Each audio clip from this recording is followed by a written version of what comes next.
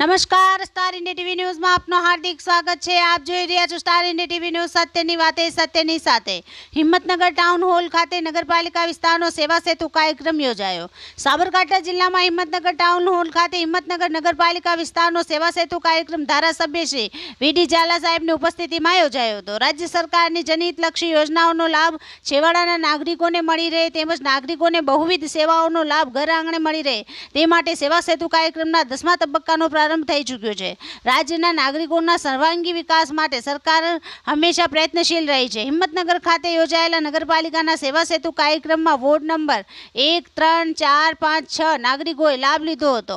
સેવા સેતુ કાર્યક્રમ અંતર્ગત આધાર કાર્ડ, રાશન કાર્ડ, આવકનો દાખલો, જાતિનો દાખલો સહિતની 55 જેટલી સેવાઓનો લાભ આપવામાં આવે છે। આ કાર્યક્રમમાં નગરપાલિકા પ્રમુખ શ્રી વિમલભાઈ ઉપાધ્યાય, પ્રાંત અધિકારી શ્રી પાર્થ ગોસ્વામી, મામલતદાર શ્રી, નગરપાલિકા ઉપપ્રમુખ સવજીભાઈ ભાટી, નગરપાલિકા ચીફ ઓફિસર ઉપેન્દ્રભાઈ ગઢવી, દિકુલભાઈ ગાંધી, જાનકીબેન રાવલ, યતિનાબેન મોદી, શશિકાંતભાઈ સોલંકી સહિત નગરપાલિકાના કોર્પોરેટરશ્રીઓ અને વિવિધ વિભાગના કર્મચારીશ્રીઓ તેમજ મોટી સંખ્યામાં નાગરિકો ઉપસ્થિત રહ્યા હતા।